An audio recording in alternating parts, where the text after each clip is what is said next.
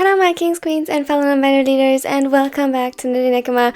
We continue with the alternative ending of In My Shadow. I'm super excited for this part, and I think you are too, because many of you have been asking for the fated reunion, and here we are. So I hope you enjoy it. Don't forget to like and subscribe if you do, and now let's go.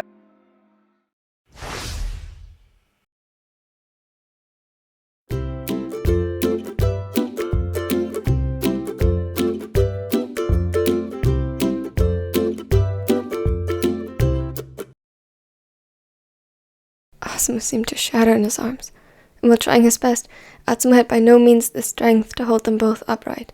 He barely managed to soften their fall as they suddenly found themselves on the ground.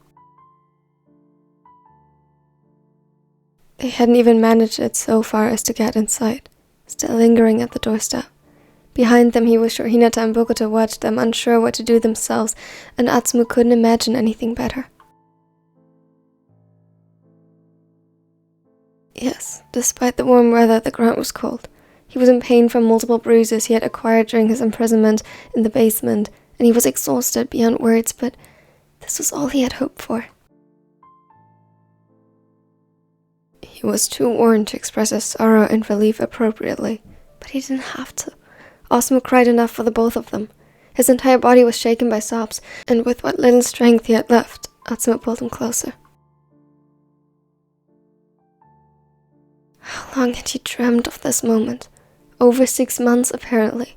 For so long he had forgotten what it felt like to be held, for a touch to be loving and gentle without it being a means of manipulation, without the demand of getting something in return.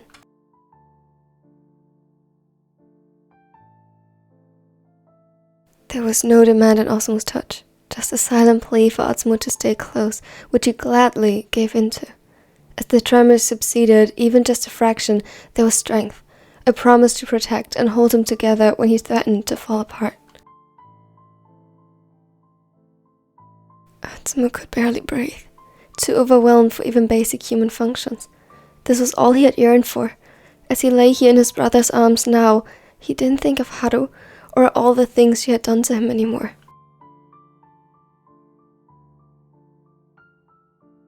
Only the noise of something falling to the ground with a low thud behind Atsumu had him flinch violently. When he looked up over his shoulder, he had to blink repeatedly before the tears had ceased enough to recognize Suna.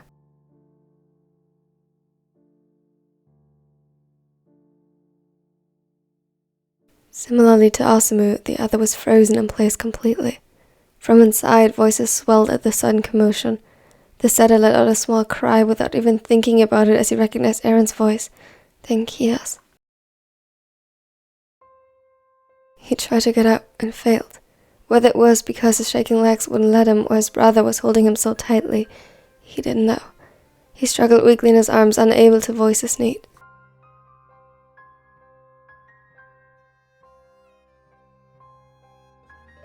Had he been somewhat lucid and put together when meeting Hinata and Bokuto again, was he now a wreck, unstable and reduced to a mess of bottled up emotions and desires he had denied himself for too long?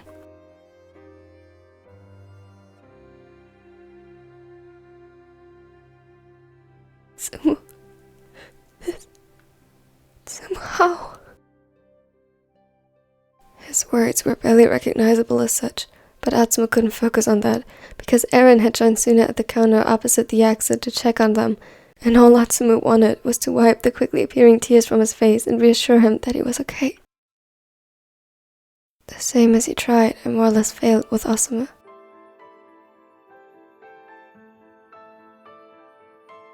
His twin seemed to slowly understand, only now realizing that they had been joined by others, as if he had momentarily forgotten their existence.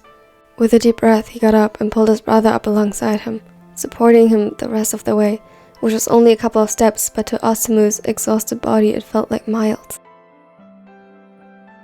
This is impossible. Atsumu shook his head violently, his throat too tight to speak, and for the first time in 6 months, he leaned forward to hug someone of his own volition. It wasn't. He sobbed against Aaron's chest as he felt the two strong arms close around him. Immediately, a feeling of safety washed over him. There was no safer place on earth than right here in Eren's arms. I'm sorry. I'm so sorry. I got you. Instinctively, Eren returned to what he had done best these past months, keeping his boyfriends from falling apart. Though he had never thought he'd get to hold Atsumu again. His absence was the sole reason so many tears had been shed, and yet, here he was. He was warm, cooler than him, but still warm. He breathed and cried. He was real.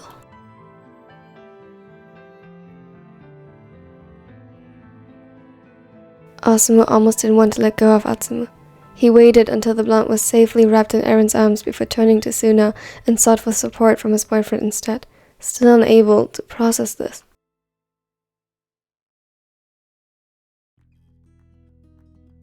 Atsumu saw from the corner of his eye how the middle blocker blindly accepted his twin into his arms, while his own gaze never left Atsumu, still in shock. A gasp echoed from the right, where Komori had clasped his hands over his mouth and battled his own tears. Sakusa and Kida joined them with wary steps, and the spiker's eyes flickered up to Eren and back down to Atsumu over and over again. The tall nodded slightly through the tears, and with that, Sakusa set out to close the distance between them, but Atsumu made half a step back hesitantly.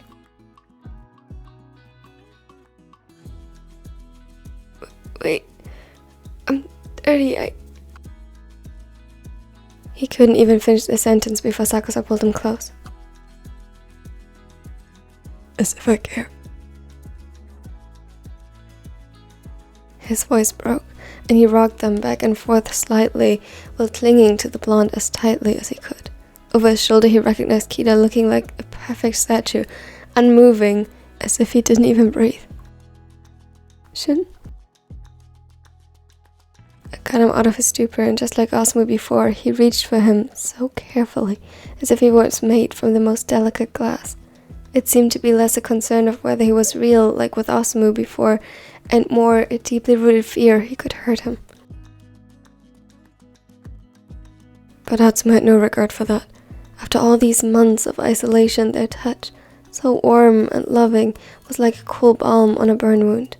It mended him back together in the gentlest way, started to heal the deep wounds left by the venomous blades Haru had used to slice over his heart and soul.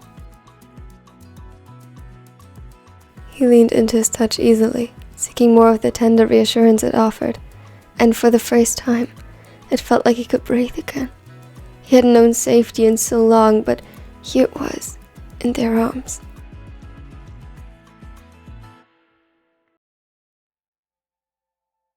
It took a solid half an hour for the initial shock to die down. He probably needed a thorough shower and a good night's rest. And he needed to talk to the police that was currently interviewing Hinata and Bokuto by the door after they saw the state he was in. Medical attention was also required, but he couldn't even imagine doing any of that. He was too tired, at the brink of passing out, really. Getting here had been the most demanding thing he had ever done in his life, and he could hardly imagine staying awake for much longer. Atsumu had urged him to eat some of the onigiri, his favorites, and he gladly accepted, though after a few bites his body protested, not used to it anymore, especially in combination with the stress. He had to slow down and eventually stop, but it was something. It helped. Meanwhile, he was seated next to Sakusa, half on his lap, who refused to let go of him.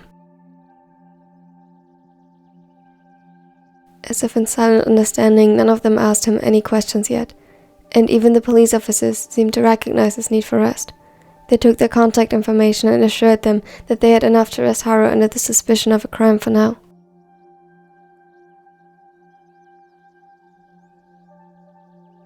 He could make a statement when he had recovered, though they urged him to seek medical attention quickly and take photos of his state as evidence.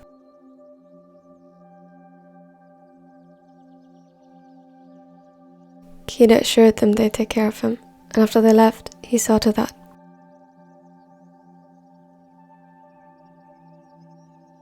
Atsumu, I know you're tired, but do you think we could bring you to a hospital now?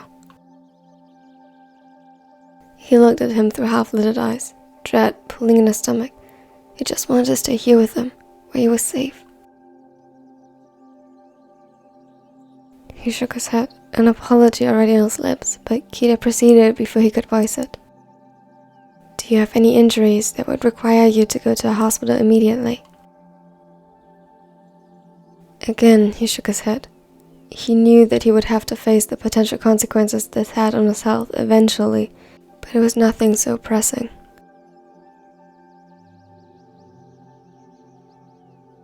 The former captain nodded slowly, before exchanging a quick glance with the others. Alright, let's get you home and make sure you rest well. You could stay here. We have futons you could use. He interrupted himself as soon as his hand gripped his tightly, a silent act of reassurance. Don't worry, we will look out for him. I'll be fine, Samu. His voice was raspy, and he knew very well why the other didn't want to let him go. He didn't want to be separated again from his twin either, but the promise of tomorrow kept him going. Tomorrow was something he didn't have in the basement where it was dark, with only artificial light illuminating the room. No nights, no days, just an undefined amount of time. He shuddered, and immediately Sakusa's grip tightened. Okay. I'll bring you breakfast then. You clearly haven't been eating properly. A sound escaped his throat that almost made it into a chuckle, and he nodded. I missed your food so much.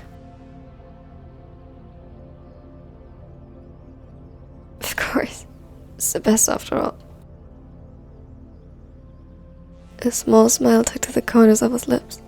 Still, Atsumu could see how he tensed as the others helped him to his feet. Oh, and Sam, can you call Mom for me? I promised I would, but I didn't get to after the match.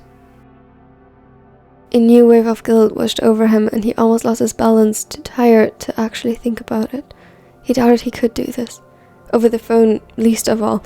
Definitely not right now.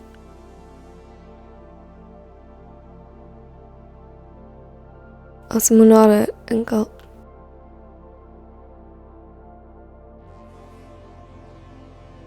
Of course, she'll probably storm down your door once she hears about your return.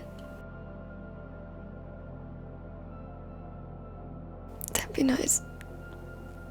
I missed her. I missed all of you so much. I was so alone. He worked himself into a frenzy again, and Atsumu was quick to get up as well and hug him.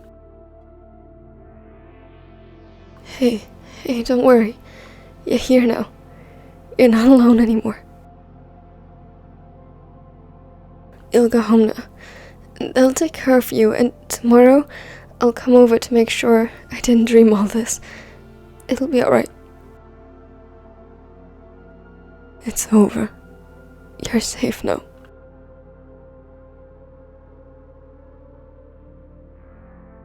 Atsumu hiccuped weakly against his shoulder and nodded.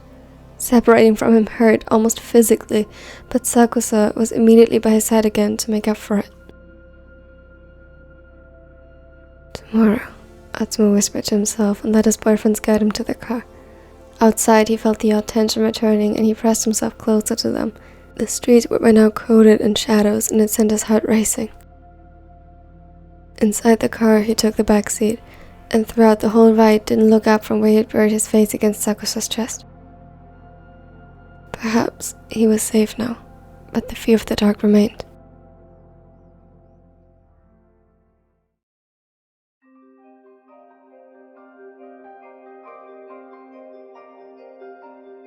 Thank you so much for watching to the end. I really hope you enjoyed this reunion. If you did, don't forget to like and subscribe. There are a few more parts to come. It was originally planned only 2 more parts, but this series does something to me. Oh my god. It'll be a little bit more, like 8, hopefully. Tell me your favorite quote and or part of this moment of this today's video under the pinned comment. It would mean the world to me. And a special thanks as always goes out to my nerdy neckers who support this channel so incredibly much. Really, it means so much to me, really. I love you all. Now, if you are not a nerdy necker yet, maybe consider becoming one. It's pretty cool. They have early access. Like, they got this video like a month early. I can't promise a month all the time, but I'm just saying. Only do so if you want to, though. Here is more content. It would already mean much to me if you just check it out. And now you hope you have a wonderful and amazing day. Bye! Today's gonna be a good day. Wake up. Today's gonna be a good day. Wake up. Today's gonna be a good day. Wake up. Today's gonna be a good day.